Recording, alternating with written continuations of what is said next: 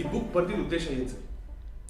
Book ಬರೆದಿರೋ ಉದ್ದೇಶ ಏನಂತಂದರೆ, ಒಂದು ಎರಡು ಸಮುದಾಯಗಳು, ದಲಿತ ಮತ್ತು ಮುಸ್ಲಿಂ ಸಮುದಾಯಗಳು ಸ್ವತಂತ್ರೋತ್ತರ ಭಾರತದಲ್ಲಿ ಎಷ್ಟೆಲ್ಲ ನೋವು ಕಷ್ಟಗಳನ್ನು ಅನುಭವಿಸಿದ್ದಾವೆ ಈ ದೇಶದಲ್ಲಿ. ದಲಿತರು ಶತಶತಮಾನಗಳಿಂದಲೂ ಸವರ್ಣೀಯರಿಂದ ಮನುವಾದಿಗಳಿಂದ ನೋವನ್ನು ಅನುಭವಿಸ್ತಾನೆ ಬರ್ತಿದ್ದಾರೆ, ಅವ್ರ ಮೇಲೆ ದೌರ್ಜನ್ಯ ಎಸಗುತ್ತಲೇ ಬರ್ತಿದ್ದಾರೆ. ಹಾಗೂ ಮುಸಲ್ಮಾನರು ಇತ್ತೀಚಿನ 100ರಿಂದ 150 ವರ್ಷಗಳಲ್ಲಿ ಸಂಘ ಪರಿವಾರದಿಂದ ಜರ್ಜರಿತರಾಗಿದ್ದಾರೆ. ಆದ್ದರಿಂದ ನಮಗೆ ಎಲ್ಲಿವರೆಗೂ ಎಷ್ಟು ದರ್ಪ ದೌರ್ಜನ್ಯಗಳನ್ನು ಮಾಡಿದ್ದಾರೆ ಈ ಸಂಘ ಪರಿವಾರ ಮತ್ತು ಮನುವಾದಿಗಳು, ನಮಗೆ ಯಾವುದ್ರಲ್ಲೂ ನ್ಯಾಯ ಸಿಕ್ಕಿಲ್ಲ. ಇವತ್ತಿಗೂ ಯಾವ ಹತ್ಯಾಕಾಂಡಗಳಲ್ಲಿಯೂ ನ್ಯಾಯ ಸಿಕ್ಕಿಲ್ಲ. ಆದ್ದರಿಂದ ಈ ಪುಸ್ತಕ ಬರೆದ ಉದ್ದೇಶನೇ ನಮ್ಮ ಇತಿಹಾಸವನ್ನು, ನಮ್ಮ ಮೇಲೆ ಆಗಿರ್ತಕ್ಕಂಥ ದೌರ್ಜನ್ಯವನ್ನು ನಾವು ಆ ಇತಿಹಾಸವನ್ನು ಜೀವಂತವಾಗಿ ಇಡಬೇಕು. ಎಲ್ಲಿವರೆಗೂ ಅಂತಂದರೆ ನಮಗೆ ನ್ಯಾಯ ಸಿಗೋವರೆಗೂ ನಾವು ಅದನ್ನು ನಮ್ಮ ಮುಂದಿನ ಪೀಳಿಗೆಗೆ ವರ್ಗಾಯಿಸ್ತಲೇ ಇರಬೇಕು. ಅದಕ್ಕಂತಲೇ ಈ ಪುಸ್ತಕವನ್ನು ನಾನು ಬರೆದಿದ್ದು.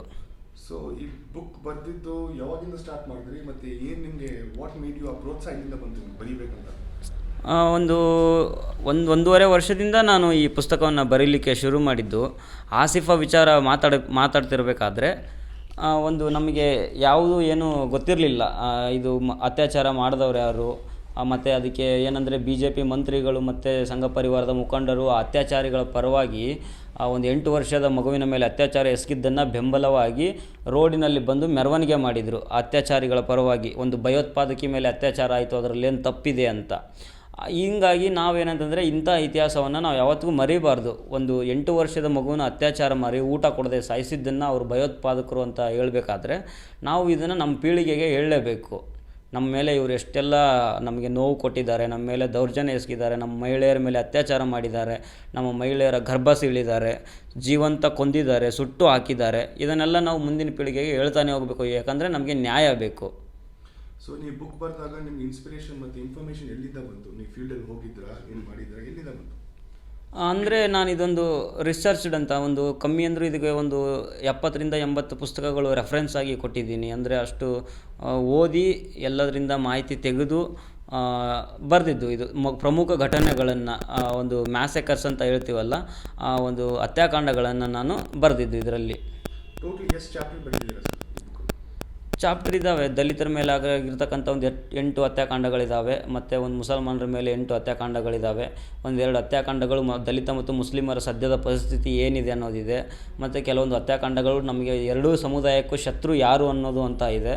ಹಾಗೆ ಮತ್ತು ಮುಂದೆ ಈ ಎರಡೂ ಸಮುದಾಯಗಳು ಮುಂದೆ ಏನು ಮಾಡಬೇಕು ಅಂತಲೂ ಇದರಲ್ಲಿ ಪುಸ್ತಕದಲ್ಲಿ ಇದೆ. ಮಾರ್ಕೆಟಲ್ಲಿ ಇಂಥ ಟಾಪಿಕ್ ಮೇಲೆ ಬುಕ್ಸ್ಗಳು ತುಂಬ ಬರ್ತಾ ಇದೆ, ನಿಮ್ಗೆ ಗೊತ್ತಿರೋ ಪ್ರಕಾರ. ಹೌದು. ನಿಮ್ಮ ಪುಸ್ತಕದಲ್ಲಿ ಏನು ವಿಭಿನ್ನತೆ ಇದೆ ಮತ್ತು ಏನು ಇನ್ಫಾರ್ಮೇಟಿವ್ ಆಗಿದೆ ಮತ್ತು ಎಷ್ಟು ರಿಲೆವೆನ್ಸ್ ಆಗಿದೆ? ಅಂದರೆ ಏನು ಅಂತಂದರೆ ಪುಸ್ತಕಗಳು ಬಂದಿದೆ ಇಲ್ಲಿವರೆಗೂ. ಅಂದರೆ ಸಪ್ರೇಟಾಗಿ ಒಂದೊಂದು ಹತ್ಯಾಕಾಂಡದ ಬಗ್ಗೆಯೂ ಸಪ್ರೇಟಾಗಿ ಯಾವುದು ಎಕ್ಸಾಂಪಲ್ ಗುಜರಾತ್ ಅದೇ ಗುಜರಾತ್ ಬಗ್ಗೆನೇ ಸಪ್ರೇಟ್ ಆಗಿತ್ತು. ಬಾಬ್ರಿ ಮಸೀದಿ ಆದರೆ ಬಾಬ್ರಿ ಮಸೀದಿ ಬಗ್ಗೆನೇ ಒಂದು ಸಪ್ರೇಟ್ ಆಗಿತ್ತು. ನಾನು ಏನಂದರೆ ಎಲ್ಲ ಹತ್ಯಾಕಾಂಡಗಳನ್ನು, ದಲಿತ ಮತ್ತು ಮುಸಲ್ಮಾನರು ಹತ್ಯಾಕಾಂಡಗಳನ್ನು ನಾನು ಒಂದೇ ಪುಸ್ತಕದಲ್ಲಿ ತಂದಿಟ್ಟಿದ್ದೀನಿ. ಮತ್ತು ಏನಂತಂದರೆ ಎರಡೂ ಸಮುದಾಯಗಳನ್ನು ಸೇರಿಸಿರೋದ್ರಿಂದ ಇಲ್ಲಿ ಏನು ಒಂದು ಮೆಸೇಜ್ ಏನು ಹೋಗ್ತದೆ ಅಂದರೆ, ಇಲ್ಲಿ ಎರಡೂ ಸಮುದಾಯದ ಒಂದು ಏನು ಪರಿಸ್ಥಿತಿ ಮತ್ತು ನೋವು ಕೂಡ ಒಂದೇ, ಎರಡೂ ಸಮುದಾಯಕ್ಕೂ ಶತ್ರು ಕೂಡ ಒಬ್ಬನೇ.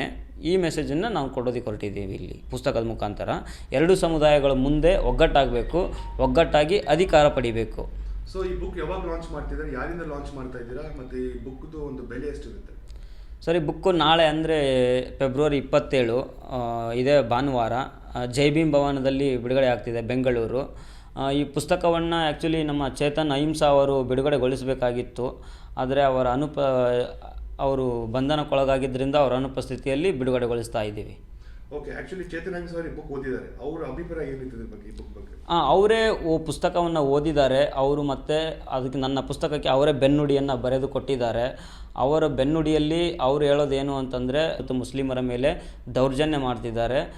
ಏನಂದರೆ ಉಮರ್ ಫಾರೂಕ್ ಈ ಕೆಲಸವನ್ನು ನಿಲ್ಲಿಸೋದಕ್ಕೆ ಪುಸ್ತಕವನ್ನು ಬರೆದಿದ್ದಾರೆ. ಮತ್ತು ಅವರು ಇದೊಂದು ಏನು ವಿಮೋಚನೆ ಮತ್ತು ಸಮಾನತೆಗಾಗಿ ಬರೆದ ಪುಸ್ತಕ ಅಂತ ಚೇತನ್ ಅಹಿಂಸಾ ಅವರು ಶ್ಲಾಘಿಸಿದ್ದಾರೆ.